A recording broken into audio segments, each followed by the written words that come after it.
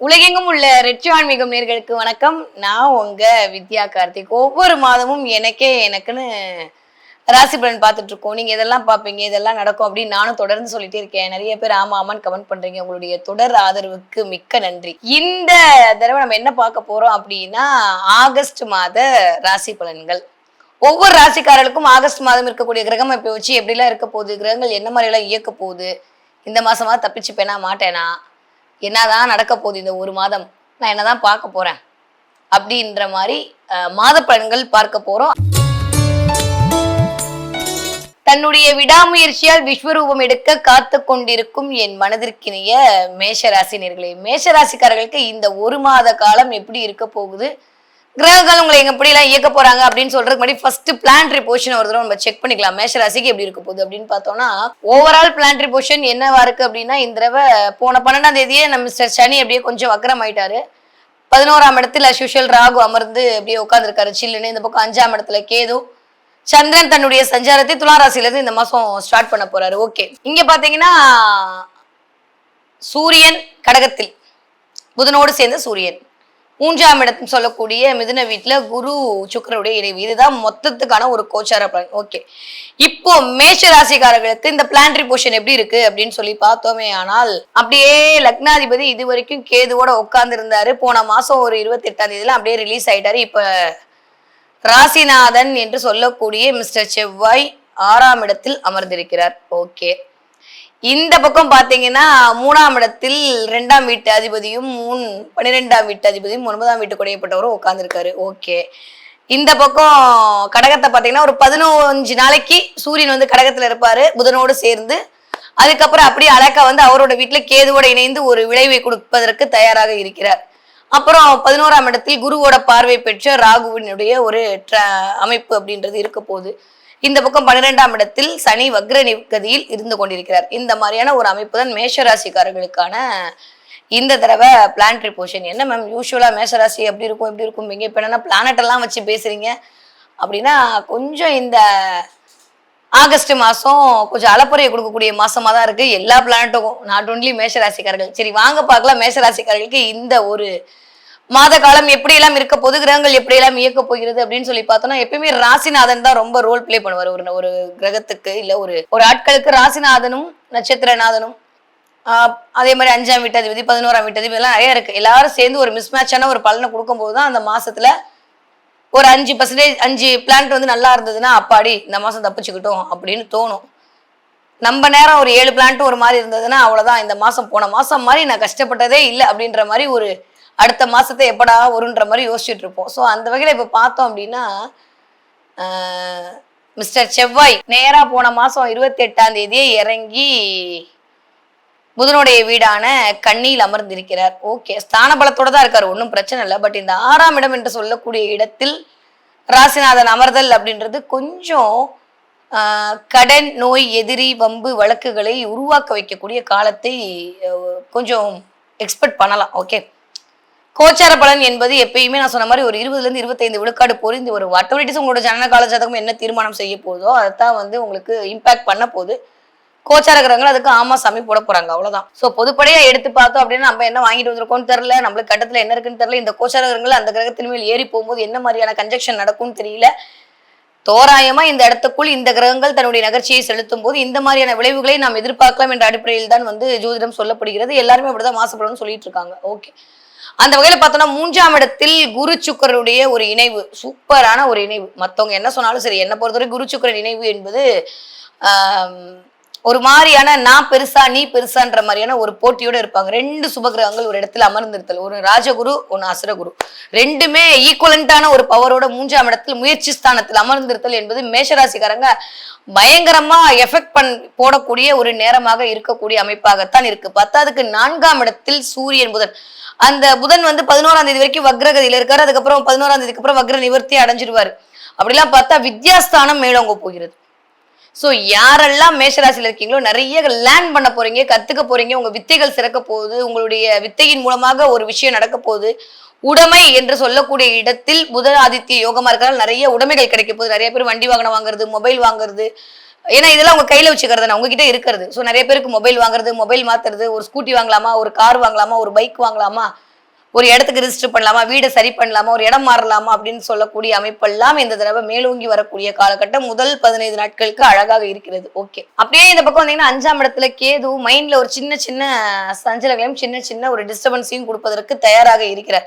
இது வரைக்கும் ராசிநாதனோட இருந்தாரு, அப்பயே நாங்க சமாளிச்சிட்டோம், இது என்ன ஒரு பெரிய விஷயமா அப்படின்னா இது வரைக்கும் இருந்தது ஒண்ணு இல்லை. ஏன்னா ராசிநாதன் போய் 6ல உட்கார்ந்து இருக்குன்னு 6ஆம் இடம்ன்றதே குணரோக சத்ரு.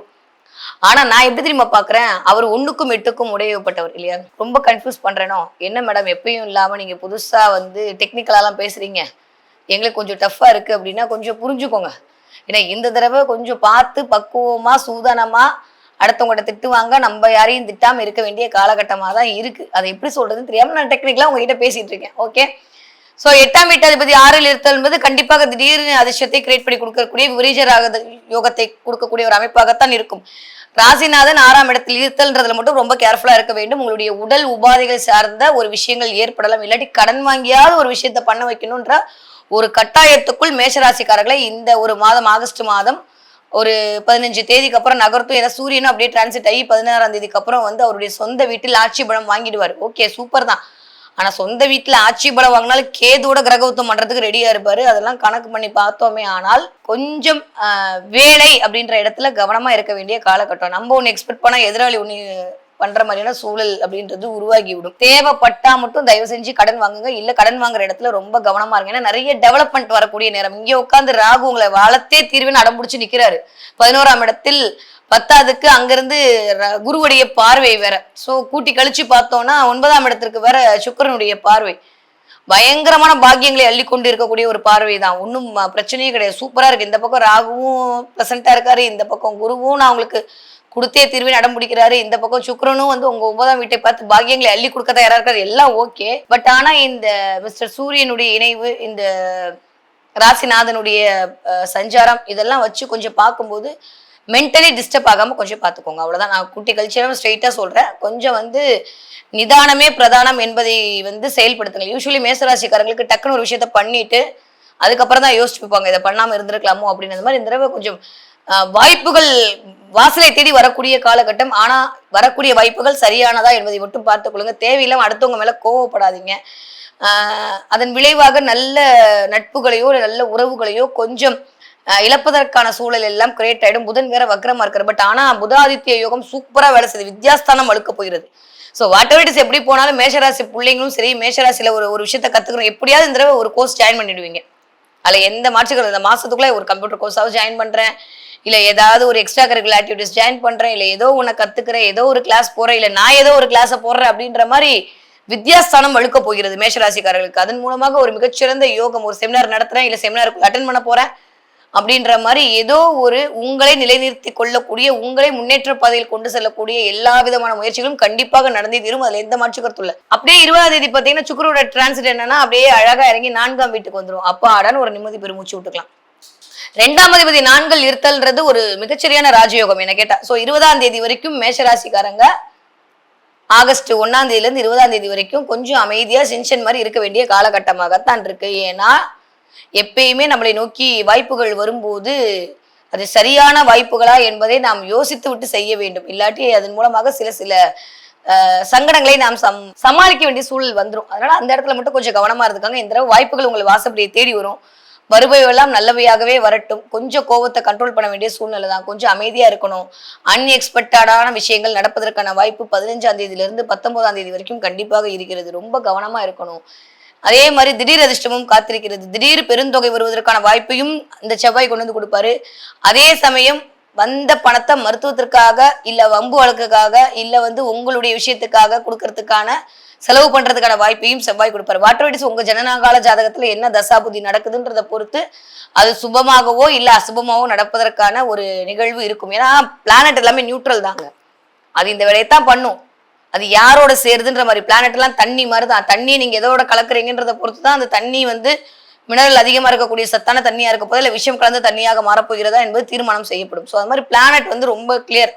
செவ்வாய் 1க்கும் 8க்கும் அதிபதி, அவர் போய் 6ல் உட்காந்துருக்காருன்ற போது திடீர் அதிர்ஷ்டத்தை கொடுக்கறதுக்கும் ரெடியா இருக்காரு, வம்பு வழக்கை ஃபேஸ் பண்ண வைக்கிறதுக்கும் ரெடியா இருக்கு. அதே மாதிரி 6ஆம் இடம் தான் சர்வீஸ், 6ஆம் இடம் தான் வேலை. ஸோ வேலையின் மூலமாக திடீர் அதிர்ஷ்டம் வருவதற்கான வாய்ப்பையும் செவ்வாய் கண்டிப்பாக கொடுப்பார். சர்வீஸின் மூலமாக திடீர் அதிர்ஷ்டம் வருவதற்கான வாய்ப்பையும் கொடுப்பார். 20ஆம் தேதிக்கு அப்புறம் அப்படியே சுக்கிரனுடைய டிரான்சிட் பயங்கரமா லட்சுமி கடாட்சத்தை கொடுக்கக்கூடிய அமைப்பாக இருக்கு. 4ஆம் இடத்தில் வந்து சுக்கிரன் அமர போகிறார். அதுவும் வந்து அவருடைய வீட்டுலதான் வந்து அந்த 4ஆம் வீட்டு அதிபதி உச்சமடைவார். அப்படியெல்லாம் கூட்டி கழிச்சு பார்த்தா நிறைய பெண்கள் மூலமாக ஒரு ஆதாயம் கிடைக்கக்கூடிய மாதமாகத்தான் 20 தேதிக்கு அப்புறம் தான் மேஷராசிக்காரர்களுக்கு இருக்கு. அதனால கொஞ்சம் எதையும் பார்த்து நிதானமே பிரதானமா இருக்க வேண்டிய காலகட்டம் தான் மேஷராசிக்காரர்களுக்கு. மற்றபடி தொட்டதெல்லாம் தொடங்கக்கூடிய காலகட்டம் தான். எல்லாமே நல்லா இருக்கு. இந்த பக்கம் குருவும் நான் வந்து பிளஸ் பண்ண ரெடியா இருக்காரு, இந்த பக்கம் சுக்கிரனும் நான் அள்ளி கொடுக்கறதுக்கு ரெடியா இருக்காரு. பேச்சில் கவனம் தேவை. பாக்குறவங்கள்ட்ட கொஞ்சம் கோவம் வந்து கொஞ்சம் அதிகமா வந்துடும். 5ஆம் இடத்துல வந்து ஆட்சி பலம் வாங்கி சூரியன் 5ஆம் அதிபதி ஆட்சியா இருக்கிறதுன்றது வாவ் எக்ஸ்ட்ராடினரி. பட் ஸ்டில் கேதுவோட அந்த கன்ஜெக்ஷன் வந்து அவ்வளோ நல்ல விஷயமா அப்படின்னா கொஞ்சம் மென்டலி உங்களை ரொம்ப டிஸ்டப்பாயின்மெண்ட் பண்ணக்கூடிய சூழல்லாம் உருவாகலாம். ரொம்ப பிடிச்சவங்க, ரொம்ப மனசுக்கு நெருக்கமானவங்க சில கோபத்தாவங்களை உங்கள் மீது காட்டலாம். அதன் மூலமாக உங்களுக்கு ஒரு மன பிறழ்வு அப்படின்றத அந்த இடத்துல நீங்க எக்ஸ்பெக்ட் பண்ணலாம். நான் திரும்பவும் சொல்ற மாதிரி ராசி பலன் என்பது ஆரம்பத்துல பாக்குறது அப்படின்றது இந்த மாசம் இப்படி இருக்க போதா அப்படின்ற ஒரு சார்ட்டை எடுத்துக்கிறதுக்காக மட்டும்தான். உங்க ஜனனகால ஜாதகம் எப்படி இருக்குன்றதை பொறுத்து இது அப்படியே நெகட்டிவாவோ இல்லை பாசிட்டிவா ஆகிறதுக்கான வாய்ப்புகளை இது கொண்டு வந்து கொடுக்கும். ஓகே, இப்ப நீங்க படிக்கிற மேஷராசி குழந்தைங்களாக இருந்தீர்களே ஆனால் செம்மையான சூப்பரான டைம் பீரியட் உங்களுக்கு தான். நிறைய பேர் அரியர் வச்சவங்களாம் கிளியர் பண்ணிடுவீங்க. அந்த அளவுக்கு வித்யாஸ்தானம் வலிக்கிறது. 4ஆம் இடம் சூப்பரா இருக்கு. ஆஃப்டர் 11ஆம் தேதிக்கு அப்புறம் புதன் வந்து வக்ர நிவர்த்தி ஆயிடுவாரு. ஸோ ரொம்ப ரொம்ப நல்லா இருக்கு.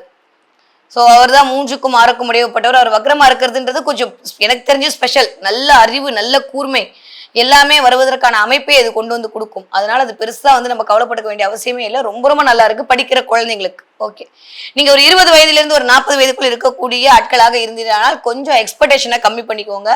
மற்றவரிடம் பெறக்கூடிய கோபதாபங்களையும் கவனமாக இருந்து கொள்ளுங்கள். மண்டையில போட்டு எதையாவது ஒன்றை போட்டு குழப்பிக்கிறதுல வாய்ப்புகள் வாசப்படியை தட்டும் போது சரியாக முறையாக பயன்படுத்திக் கொள்ளுங்கள். தேவை என்றால் மட்டும் கடன் வாங்குங்க. இல்லாட்டி கடனை வாங்கி ஒரு விஷயத்த பண்ண வச்சு உங்களை சிக்கலில் மாட்டக்கூடிய வேலையை கண்டிப்பாக செவ்வாய் செய்வார். ஏன்னா இந்த வயது ஒத்தவர்களுக்கெல்லாம் எனக்கு தெரிந்து மேஷராசியாக இருக்கிற வருஷத்தில் கொஞ்சம் கிட்டத்தட்ட சுக்கிர தசை, சூரிய இப்படியே வந்தீங்கன்னா சந்திர தசை, ராகு தசை, செவ்வாய் தசை இந்த அமைப்புக்குள்ளதான் இருக்கும். அதனால அந்த அமைப்பை பார்த்து கொஞ்சம் கவனம் கவனம் கவனம் எல்லாவற்றிலும். ஓகே, 40 வயதுலேருந்து 60 வயதுக்குள் இருக்கக்கூடிய மேஷராசிக்காரர்களாக இருந்தால் எக்ஸ்பெக்டேஷனை கொஞ்சம் கம்மி பண்ணிக்கோங்க. வீண் விரயங்கள், கொஞ்சம் உடல் உபாதைகள் வருவதற்கான வாய்ப்புகள் இருக்கு. நிறைய தண்ணி குடிங்க, டென்ஷன் ஆகாதீங்க. எல்லாமே கடந்து போகக்கூடியதாக இருக்கு. நம்ம ஜெயிக்கும் போது சில பேர் நம்மளை பார்த்து அப்படிதான் பண்ணுவாங்க. அதனால போவையெல்லாம் நல்லவையாக இருக்கட்டும், வருவையெல்லாம் நன்றாகவே வரட்டும்ன்ற மென்டலிட்டியோட இருந்துட்டீங்கன்னா இந்த மாசம் சூப்பரா இருக்க போகுது. ஸோ பெருசா கவலைப்பட்டுக்கிறதுக்கு ஒன்றும் இல்லை. பயங்கரமான செல்ஃப் கான்ஃபிடென்ட் பவர் இன்க்ரீஸ் ஆக போகுது. குதிரை வேகத்தில் ஓட போகிறீர்கள். கொஞ்சம் பணம் அப்படின்ற விஷயத்துல மட்டும் கொஞ்சம் முடக்க நிலை வருவதற்கான வாய்ப்பு இருக்கு. பார்த்து பத்திரமா நடந்துக்கோங்க. ஓகே, நீங்க 65 வயதை தாண்டி மேஷராசிக்காரர்களாக இருந்தீங்கன்னா கொஞ்சம் ஸ்பீடு எல்லாத்துலயும் அதிகரிக்கும். அதனால கொஞ்சம் ஸ்பீடை கம்மி பண்ணிக்க வேண்டிய ஒரு காலகட்டம் தான். ஏன்னா 2 சுபகிரகங்கள் தன்னுக்குள்ள உட்காந்து ஒரு மாதிரி வலுவா இருக்கு. 20ஆம் தேதி வரைக்கும் கொஞ்சம் நானா நீயான்ற மாதிரி போட்டி இருக்கும். வீட்டுல நான் மருமக வந்து மாமியார் கிட்ட வந்து கொச்சுக்கிறது, மாமியார் வந்து மருமகிட்ட கொச்சுக்கிறது மாதிரி கொஞ்சம் சின்ன சின்ன விஷயங்கள்லாம் நடக்கும். அதெல்லாம் சும்மா அந்த ஒரு மாசம் தான். 20ஆம் தேதிக்கு அப்புறம் எல்லாமே சூப்பரா இருக்க போது. 20ஆம் தேதிக்கு அப்புறம் 65 வயதை கடந்தவர்களுக்கு நிறைய கோவிலுக்கு போவதற்கான வாய்ப்பு, லட்சுமி கடாட்சம் கிடைப்பதற்கான வாய்ப்பு, என்னைக்கோ எங்கேயோ சேர்த்து வச்ச பணம் கிடைப்பதற்கான வாய்ப்பு, நிறைய வந்து பெண் தெய்வங்களுடைய ஆசி கிடைப்பதற்கான வாய்ப்பு, குலதெய்வ கோவிலுக்கு போயிட்டு வருவதற்கான வாய்ப்புன்ற மாதிரி ரொம்ப நல்லான காலகட்டமாக இருக்கு. ஸோ மேஷராசிக்காரர்களுக்கு இந்த தடவை உங்களுடைய முயற்சிகள் அனைத்தும் பலித்தமாகக்கூடிய காலம் உங்களுக்கு வர காத்திருக்கிறது. சரியாக முறையாக தெளிவாக பயன்படுத்திக் கொள்ளுங்கள். அவ்வளவுதான். ஓகே, இந்த தடவை நீங்க என்ன பார்ப்பீங்க அப்படின்னா நிறைய புறா பார்ப்பீங்க. பார்த்தீங்கன்னா எனக்கு கமெண்ட்ல சொல்லுங்க. நிறைய பட்சிகள் பார்க்கக்கூடிய நேரம், நிறைய புறா பார்க்கறது, கிளி பார்க்கறது, பறவை இனங்களை பார்க்கக்கூடிய நேரம். மேஷராசிக்காரங்க இந்த தடவை பறவைகள் எல்லாம் பார்த்து விட்டீர்களே ஆனால் வாழ்க்கை சிறகரிச்சு பறக்க போகுது. நீங்க எங்கேயும் முடங்கி போய் உட்கார மாட்டீங்க. நான் இருக்கேன் என்பதை பிரபஞ்சம் உங்களுக்கு உணர்த்தி கொண்டிருக்கிறது என்று அர்த்தம். கவலைப்படாம காலர் தூக்கி விட்டு கெத்தா அஸ்யூஷுவல் நடந்து போங்க. ஸோ மேஷராசிக்காரர்களுக்கு மகத்தான காலம் இனிதே ஆரம்பம். என்ன வழிபாடு பண்ணலாம் அப்படின்னா மேஷராசிக்காரங்க கண்டிப்பாக இந்த அனுமன் வழிபாடு உங்களுக்கு மிகச்சிறந்த மாற்றத்தையும் ஏற்றத்தையும் தரக்கூடிய வழிபாக இருக்கும். கற்பக விநாயகர் வழிபாடு உங்களுடைய கவலைகளுக்கெல்லாம் ஒரு மருந்தாக அமையும். அதனால பிள்ளையார்பட்டியை போய் பிடிச்சுக்கோங்க. ஸோ பிள்ளையார்பட்டி கற்பக விநாயகர் வழிபாடு மேஷராசிக்காரர்களுக்கு மிகச்சிறந்த மாற்றத்தை தரக்கூடிய வழிபாடாக கண்டிப்பாக அமையும்.